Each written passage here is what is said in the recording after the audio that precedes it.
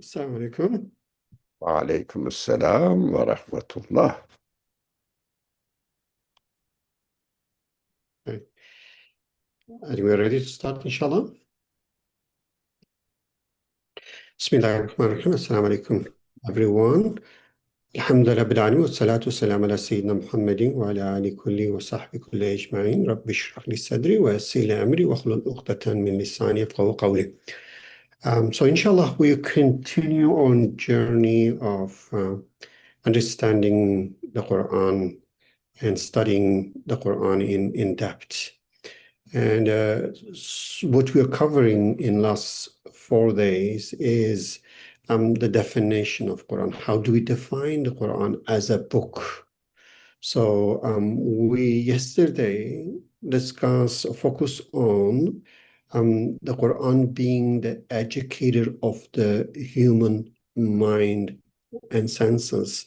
And then after that, we talks about how the Quran provide the description of the Jannah and give us the vision and the target and to aim for the Jannah. So the main point was that as Allah give us stomach and then create many food to fulfill the desire and the need of our body, he also give us a soul and mind with many desires, particularly the desire for eternity and unlimited fulfillment, which is not possible in this world we mentioned. No matter how much we have, the more we have, the less we feel we have it. It's like in this regard, indulging in this world, seeking satisfaction is like a thirsty person trying to kill the thirst by drinking salty water. But the Quran says if you look for satisfaction, أَلَا بِذِكْرِ اللَّهِ تَطْمَئِنُّ الْقُلُوبُ, your satisfaction is only possible through remembering, through connecting with Creator, remembering the Creator and connecting with Him. Why and how? I mentioned because if we look around and see the sign of Creator who is most merciful, most kind, all-wise, has infinite knowledge, infinite power, then once we find Him and connect to Him, we'll find everything that we desire. And we mentioned that we desire nothing less than eternity. Nothing less than eternity. It is satisfactory to human being and human fitra. And the Quran describes Jannah in this regard as a place of ultimate fulfillment, a place that in which we will get whatever we want. Not only that, we mentioned hadith that what we'll have in Jannah is beyond our imagination. Now, the other key point we discussed, the Quranic description of Jannah, is very similar to, in a way, our ideals of worldly happiness. That is because the Quran speaks to us in our language. That's not in reality what the Jannah will look like. But the Quran gives us the description as if a child really loves chocolate and ask you that, can I have a chocolate in Jannah? That you tell this child that, look, you're going to have all kind of chocolate in Jannah. Don't worry, Jannah is the place of all kind of chocolate. But it doesn't really mean Jannah is a chocolate place. So it means that at that level, for that child, if chocolate is that important for happiness, you say, you're going to find this in Jannah. So that's how we describe it in a way. We say we should not take those Quranic descriptions literally. We should take them as a sign of what to expect, but based on what the Prophet, peace be upon him, said, that we should know Jannah is very, very different than that. Now, today, we're going to shift our reflection a little bit from this spiritual side, mostly toward the worldly side. So we all live in this world where we all have a worldly event. Now, what does Quran teach us about the worldly event? Particularly when we read the Quran, we find out the Quran's talking about, the stories, talking about the something historical happened to the Prophet and his companion. But we know the Quran is not a biography of the Prophet, it's not a chronicle of Islamic history. Then why does Quran speak of that? What is the relevance of, let's say, the Battle of Badr that we're going to discuss today, to me today? Why should Quran mention this if I'm not going to study history? Perhaps it's not that important for me, but why it actually mentioned in Quran, as a very, very important event. So, and that's our subject, and that's we're going to, inshallah, reflect and try to see what are the wisdom behind the events that Quran bring to our attention. Let's start the class. Inshallah. Thank you. Beautiful summary of yesterday's discussion. Covered almost every point, important points. Now we are moving into a very interesting subject, and my fear is we have to spend a lot of time on them to understand these kind of verses of the Quran, ayat of the Quran.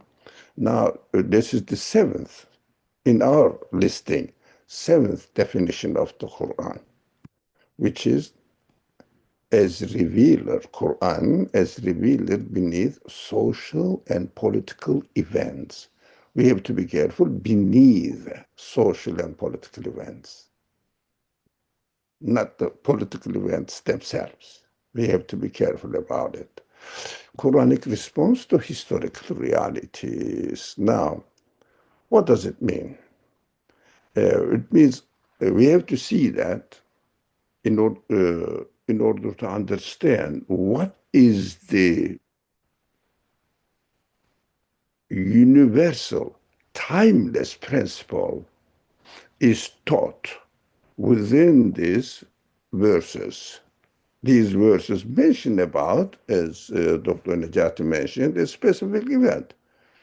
A war event or something happened during the life of the Prophet, a local event, temporal event, that time happened, and it may not happen the same thing now, the same physical event, and we haven't seen it, just we heard the narrations. So in order to understand it, first of all, we need some physical conditions, the knowledge of the physical conditions, which is a contextual revelation. Esbab-ı nuzul, it means the occasions of the revelation.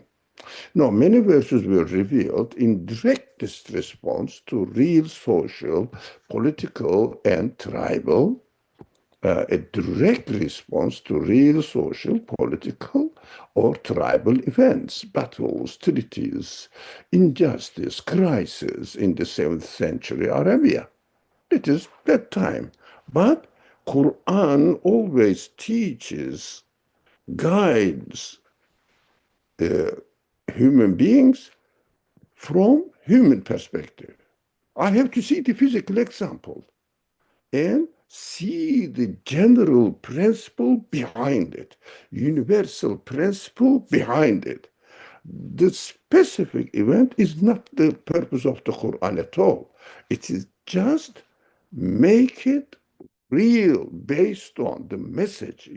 Universal message is based on real, lived, experienced by human beings. That is possible. And you may have another version of the same event. Now, this is, first of all, we need to know the occasions of the revelation, which is called Esbab-ı Nuzul. Now, the Quran as social commentary now makes a commentary on the events, but Quran is not only abstract teaching. Yes, the principles are universal, in the universal terms, they are abstract. But the way it is taught is very real life living experiences. We have to understand Quran. I would say Quran doesn't mention about the war of Badr, but on the occasions of the war of Badr, a physical example is presented to us. The Quran, therefore, Allah established his, if you like, articles of his constitution. Articles of his constitution, but based on real living experience. We should never forget that. Quran is a social commentary. What does it do? The Quran addresses power structures, economic inequality, the treatment of the marginalized and deprived people, and the ethics of governance, not in a vacuum, but in response to lived reality. We should understand this, and we talked about it. I will go here. Universal principles from specific moments. Now, while we are reading an historical event, we should never forget that this is a specific moment.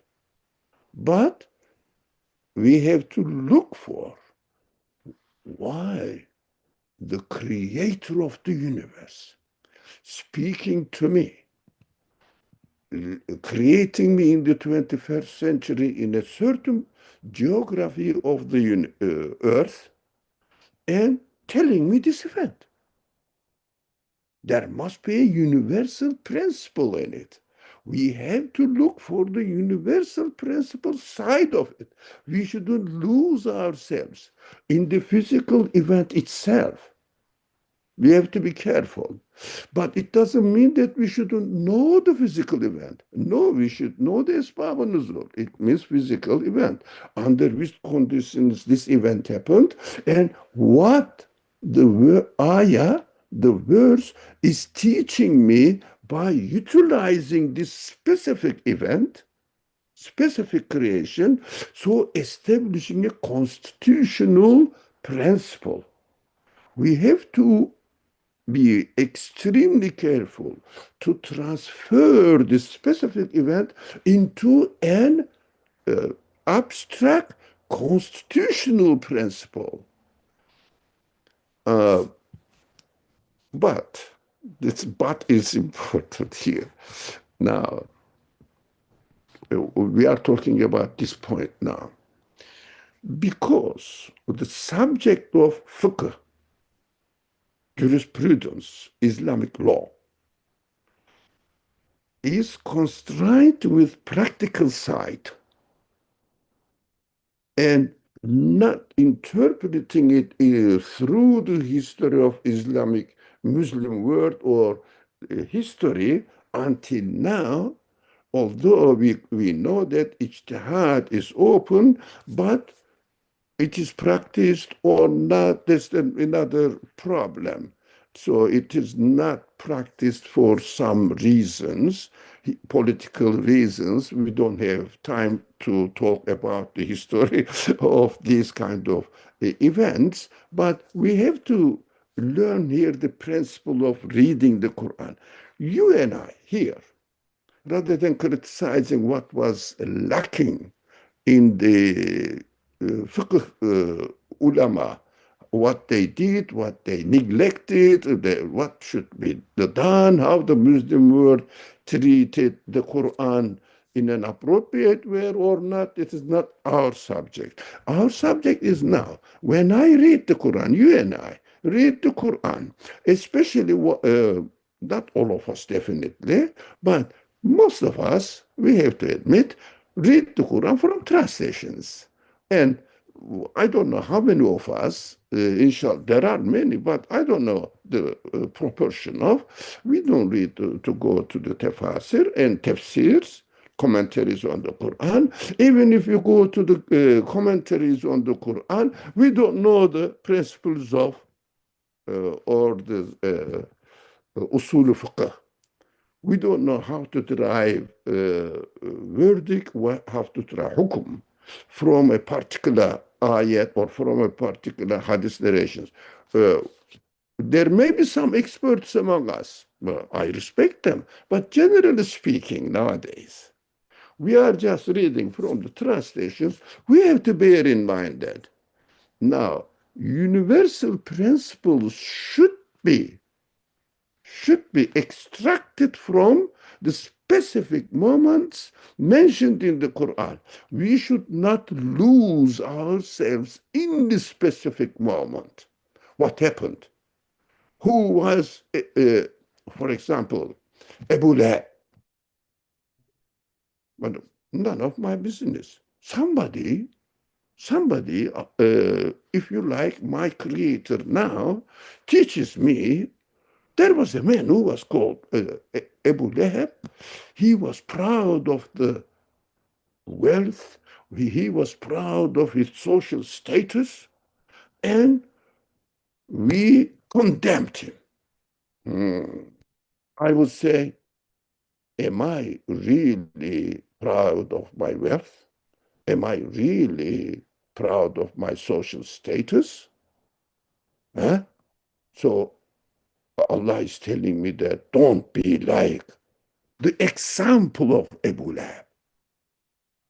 Now, we shouldn't lose ourselves in history. But if you want to really specialize in fiqh studies, that is another subject. We are talking here for laymen like me, laymen. Now, how am I going to practically benefit from the Quran? Now, what began as a response to the particular event carries timeless guidance that communities across centuries have applied to their own social and political challenges. We need to update and apply it to our time. And this needs expertise, of course. I'm not. And I don't know how many expertise are there in the world now that they will do this job because unfortunately, we are not really respectfully treating the heritage we received from previous generations. They are waiting on the shelves of the libraries and waiting for somebody to come and clean the dust over them and open it. Very rare. That is unfortunate. But of course, we have to uh, uh, look at our own responsibility. What am I supposed to do when I take the Quran in my hand and start reading or listening to a person explaining about them, explaining the meaning of a certain verses? I have to bear in mind that this is a particular event, but there must be a timeless guidance behind it. What is that? I have to look for it. And the aim of this study, here we are having understanding the Quran today, is to teach the principles there. Now, let's go here. Dr. Ali, may I add a few points before we move to the example, I guess. So I think the key part here is to really, as you emphasize, to read those particular event and derive the universal message and relate to ourself and our time today. Now, one thing when you were mentioning, I was reflecting, perhaps that is the reason why Quran was revealed in 23 years, not just at once. So in a way, the revelation of Quran throughout the time with the event was essentially a practical, let's say, a message for us to contextualize this universal message to better understand and to see how you can put in practice rather than just sending those messages in an abstract idea. So in this regard, I think that's gradual revelation within certain context and event was supposed to be very helpful to understand the universal principle and universal message. But unfortunately, the emphasis on the event made us to forget this timeless message behind the event. So in this regard, that I think you gave it a perfect example that when we look at the story of Abu Lahab as a story of the enemy of the Prophet, peace be upon him, and look at this as an historical figure, that we lost the entire message. Then what is the point that I'm going to read this, surah in my prayer and reminding myself all the time? But now, if we have a way to derive universal message from that one, that will say that's not the story of Abu Lahab. That story speaks to me and give message to me. And I think the example we're going to inshallah discuss should make it very clear that how we are supposed to approach to the Quranic event with such lens, inshallah.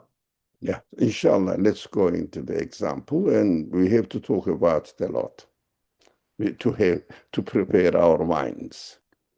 Now, for example, Quran speaks about the battle of Badr. Now, God directs conflicting desires. What does it mean? Conflicting desires from my perspective, human perspective, and God's plan. Mine and God's plan may conflict according to my capacity, according to my view. These are very important principles.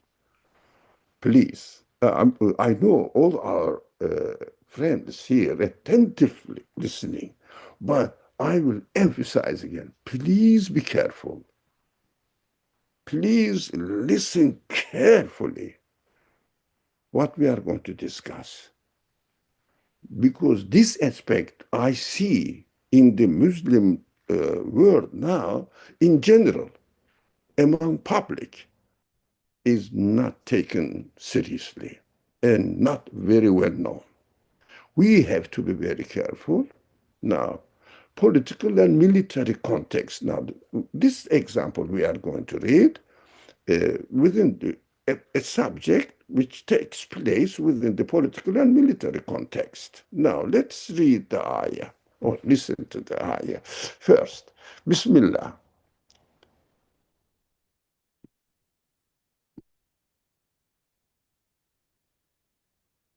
وإذ يعدكم الله إحدى الطائفتين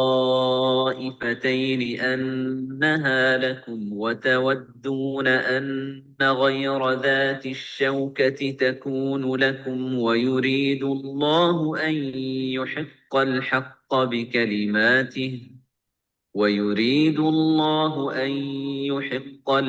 بكلماته ويقطع دابر الكافرين. Let's see what it says. Remember how God promised you, the believers, now the addresses to the believers, that so they will understand. Unbelievers will never ever understand this. So this bracket deliberately I chosen that one of the two enemy groups would fall into you. You wanted the unarmed group to be yours. That is what human free choice, human vision, human perspective sees this. I see an event, this is better for me. For example, I graduated from college or wanted to get a job. I thought this company or this type of profession is the best for me, and I want that one. No, but It was God's will to establish the truth according to his own word and to wipe out the last remnant of those who denied the truth. God's biggest plan is to wipe out the last remnant of those who denied the truth. It means, in my life, I am applying for this job. And I think that, oh, it is a good job next to my, house, or commuting is easy, and the price is well, the company is well established. That's my view now. But God looks at the matter and decides according to my intention what I deserve. I don't know what I deserve. My Creator knows best. This guy is choosing this. No, this abt, I say this guy is, I'm sorry, he used this language. So this abt is thinking that this is the best job for him.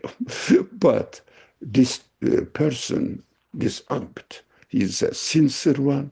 He deserves for his ultimate life in the hereafter.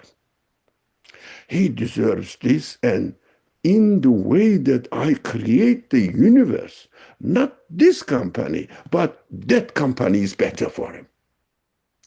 So I receive a letter from company A that my favorite says, we regret to tell you that the market is so competitive, blah, blah, blah, and say, your application is rejected or not accepted kindly.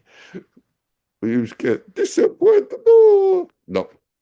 Look at yourself first.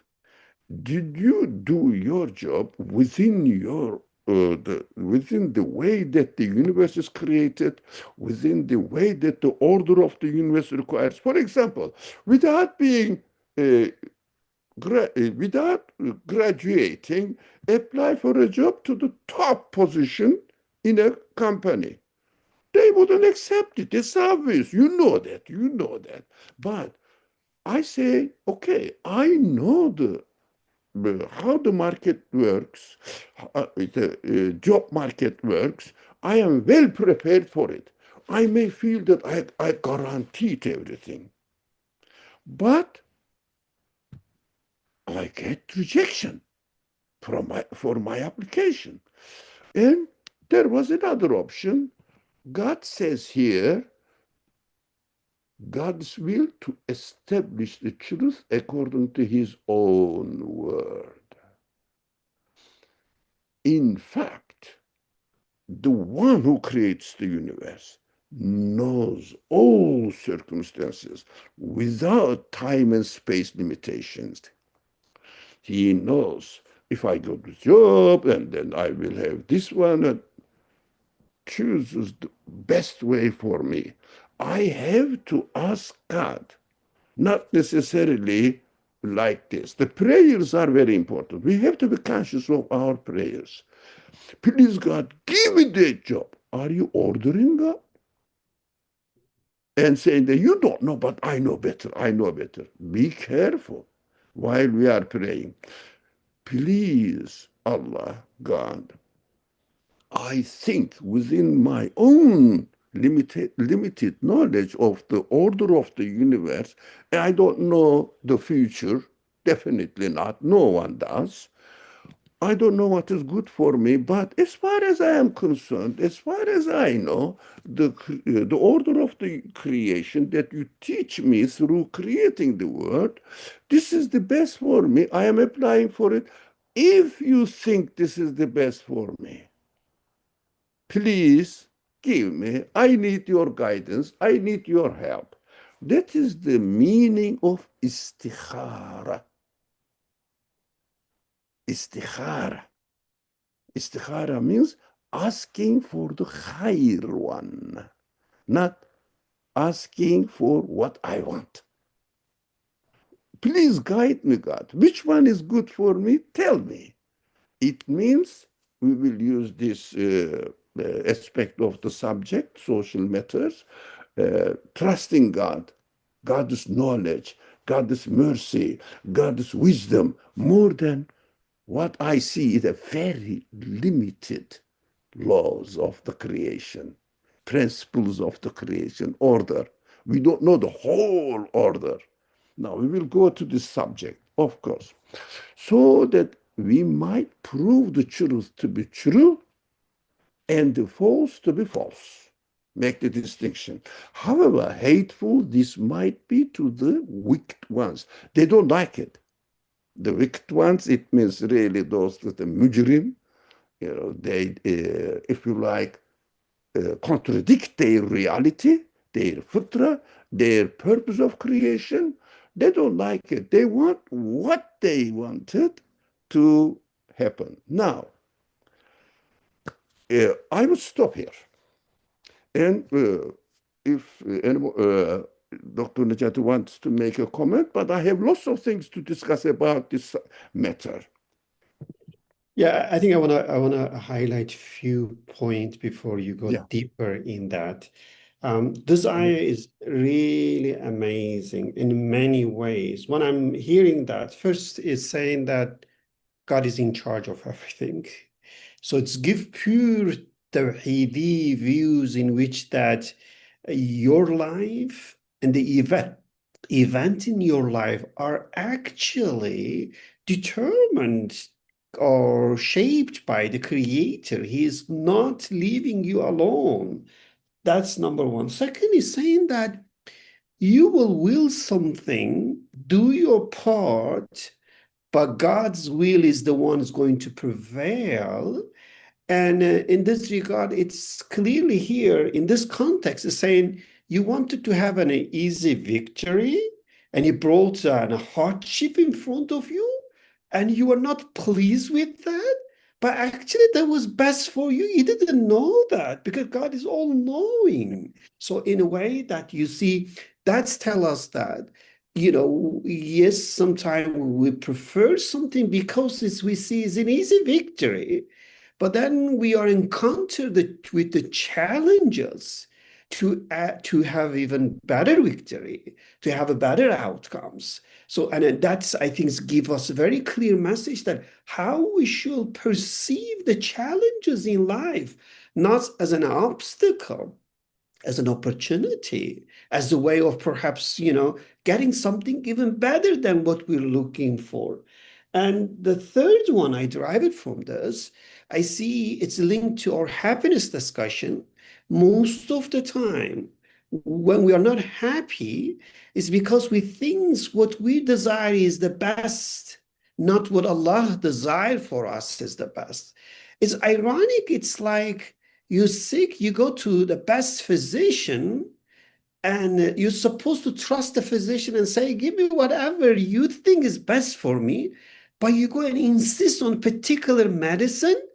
And when the physician gives you something else, you start to cry and say, I didn't get what I wanted. But here the ayah is saying, look, trust him. He's all knowing, he's all wise. Don't trust your own judgment and don't get disappointed if you get something different that you wanted, because the one who gives this is all knowing and all wise. And I found the amazing, amazing universal principle applied to every single human being. And I think that is, I don't know how many people could read this within such perspective, but I personally enjoy to reflect on this ayah with this lens. Yeah. Thank you. Thank you. Now, we have to admit that we have gone through a chemical process. What is this chemical process? Well, we have been poisoned by the secularist education, therefore, secularist way of thinking. Two main obstacles that we have when we have to really overcome these obstacles. One is we are used to experiencing that the order of the universe doesn't change. Correct. Order doesn't change. And for example, that simple example, if I leave my eraser, when not keep it, it will fall. It's definite. So people think that, well, that happens by itself. Allah is not, the Creator is not there. Here it is. So when I obey the order, as far as I know, the result is guaranteed. That's one thing. Another obstacle is the language. Those people who secular scientists, not every, no, secular scientists speak with sure language. I have experienced in my lab. This happens after this. I can demonstrate it. Yeah, I can do that. That's correct. Or obeying the order in a specific context, the expected result, accustomed result occurs. It says, here it is. Universe is working by itself. But this age, which is called the Newtonian age, is over. It is destroyed. It is twice destroyed by relativity and by quantum. Now, quantum destroyed all of them. They are the honest scientists are very aware. They talk about, everybody must have heard this expression, butterfly effect. What does it mean? A butterfly may cause a big violence in the ocean. With his power? No. Butterfly effect, which means we don't know. There are two principles are working together in the universe. One is we can detect and learn the order of the universe as it is orderly has been happening, and we experience from it, but there are other factors that we don't know, which is called in Kader-i Bedihi and Kader-i Nazari. Kader-i Bedihi, I know that if I leave the eraser, will drop. That is Kader-i Nazari, Bedihi. I have been experiencing from my perspective. But when I do something, for example, plant a seed, can I guarantee that it will be safe from everything from, for example, I don't know, earthquake, from a storm wiping up everything, or from a disease that we experienced recently, and for example, a virus came and killed many people employed. I call them death angels that time. Everybody was afraid that I'm going to die soon. So that period, on how many years ago, I don't want to tell even the name, this is just made up. But death angels came and worldwide epidemic threatened that you have to wake up people. Even a small creature, Junudullah, Allah's army, then comes and gets into your body and kills you. Who you are. You have been so proud of your scientific discoveries and knowing everything, and as if this world is going to be a permanent place for you. And we didn't know that this would happen. No one can say that. This is called butterfly effect. We don't know the whole arrangement of the universe. Don't be misled. Don't be misled saying that we found the formula of the universe. It is just an absolute lie. Then quantum mechanics now admitting that we don't know exactly how the universe is working and coming into existence.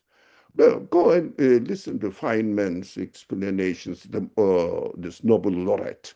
So he wasn't, I mean, genius man, one of the genius men. Anyways, so he says we should be modest.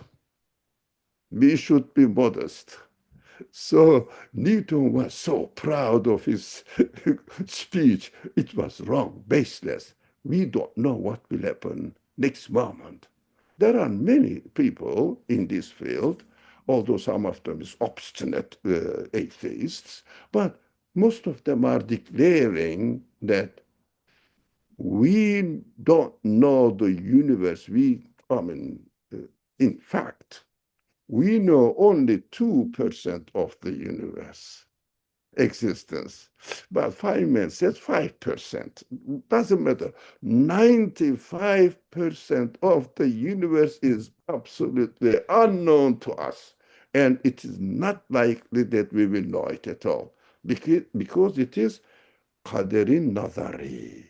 The whole universe is arranged by the creator, owner, administrator of the universe according to his will, as this verse is saying. We have to be very careful. We have to know that I know only limited, certain order. For example, they say chaos, and they use this.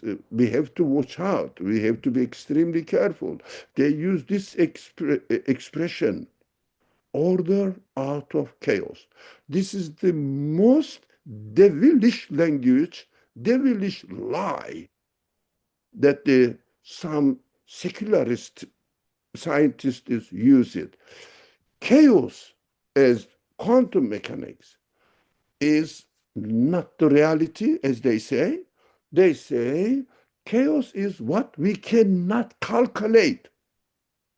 For example, let's say a wind or a storm happens, we cannot calculate exactly what the order in the existence of the storm. We cannot calculate it because butterfly effect is small, a molecule of water may behave in this way or another way. For example, a bird comes in with his wing, changes the direction. You don't know. Although a bird cannot do it, but this is called, from a simple example I will give you. You pour water in a glass, yeah, water glass, and pour it, goes and goes and goes and goes. And when it overflows, by the effect of the last drop you put. And the scientists are admitting we don't know where the last drop in the order of the universe will fall. We don't know. We cannot do it because as far as our calculations, as far as our observation of the universe, we don't know. Something looks chaotic to us. But in fact, there is no chaos in the universe. Everything is perfectly, finely measured, finely measured. So we have to know that while we are, I have to complete. I have to complete. While we are following the order that we know, as this verse is an excellent example, following the order that we know, we are responsible to follow this order. But at the same time, we have to bear in mind that the whole order of the universe is not within my hand.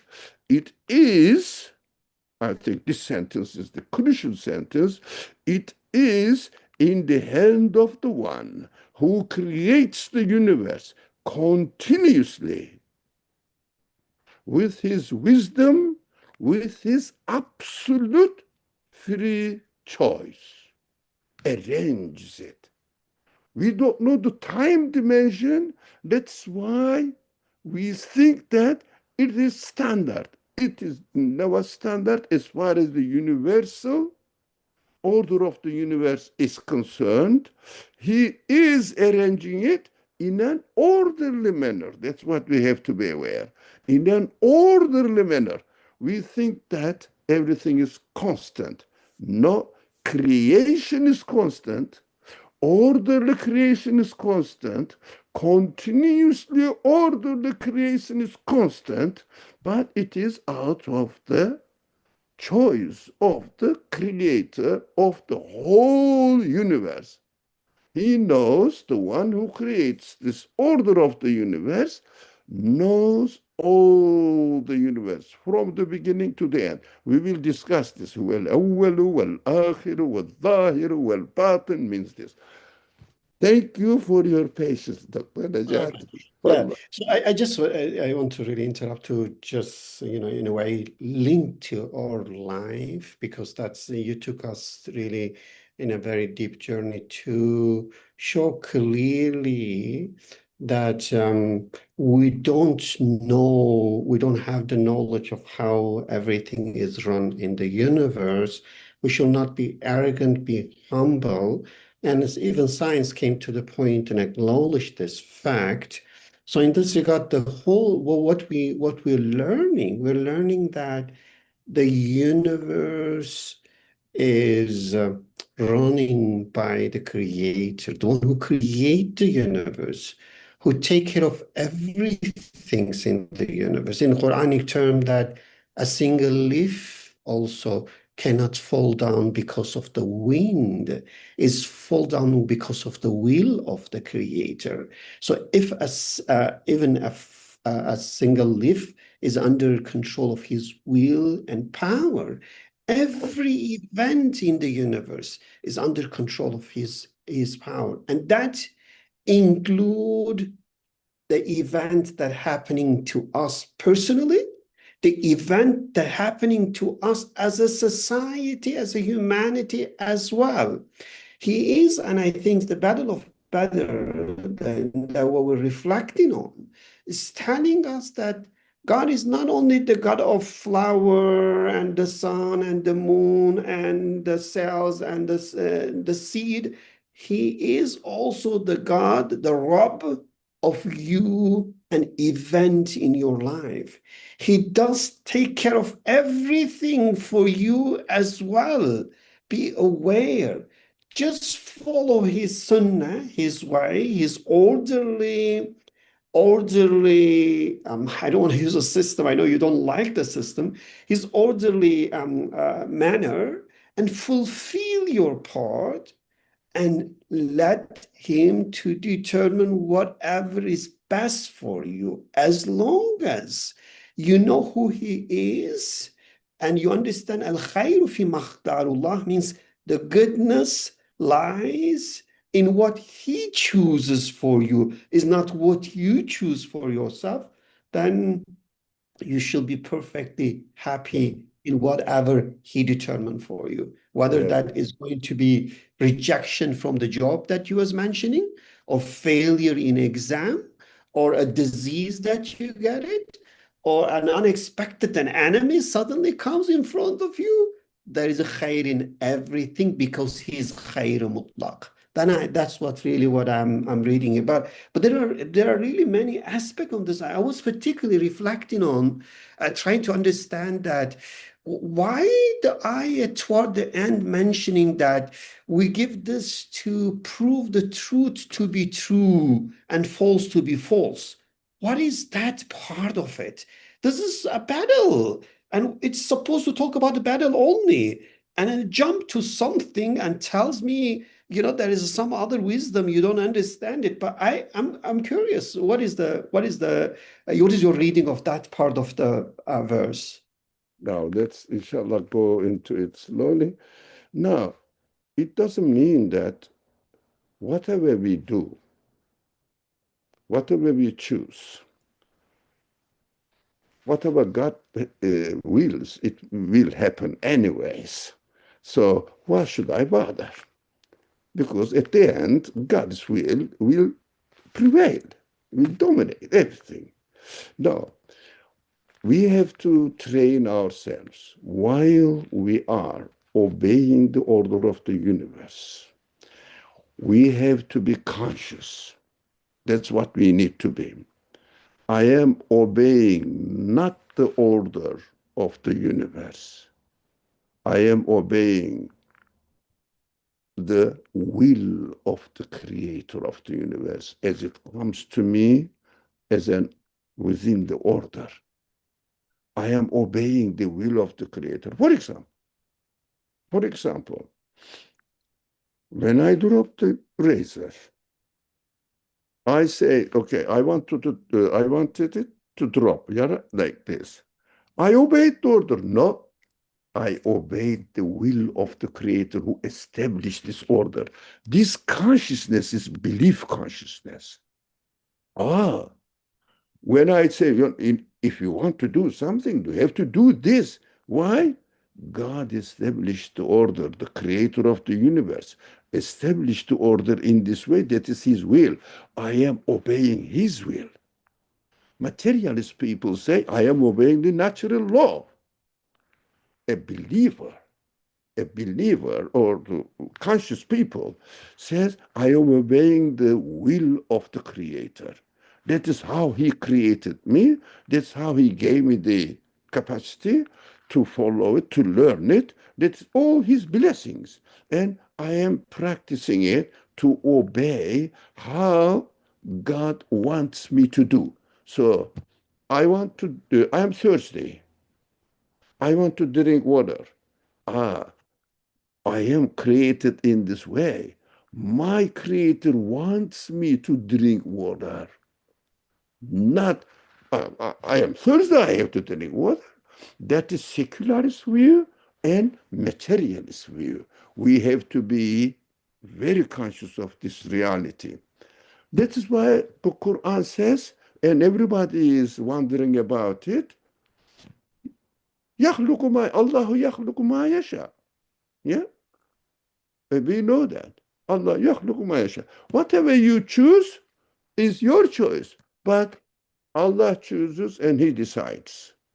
Your choice is not doesn't matter. But as far as Allah's creation is concerned, I cannot create. I just obey the order the way Allah creates. The universe is created. Now, if I am conscious in my obedience of the way the universe is created, that this way I am given the opportunity to obey the will of the creator, and I put my trust about the result that I attempt by following the order. I trust in God. Materialists trust what? In natural laws. That is the difference. I am obeying God and trusting that the Creator is going to create for me for the next moment. Materialist is creating it. That is the way the truth and the falsehood will be distinguished. Now, God always creates everything with his, especially two names, mercy and wisdom, or wisdom and mercy. We have to see that there must be a wisdom in it. Try to read the wisdom. And mercy, God is always willing for his creatures, ibad, human beings, and all creatures, what is good for them in order to fulfill the purpose of their life. Why we are created in this world. The purpose, in order to get to know who I am, who my owner is, so that I will communicate with my owner. That is why the ayat ends up with this ليحق الحق وباطل الباطل. But why is it that his aim is to make the truth always prevail over the battle? We have to know that after doing my job, whatever is created, that is Allah's decision, God's decision, after doing my what is my portion is, and I know that this is the truth, what Allah created, and this is the best for me.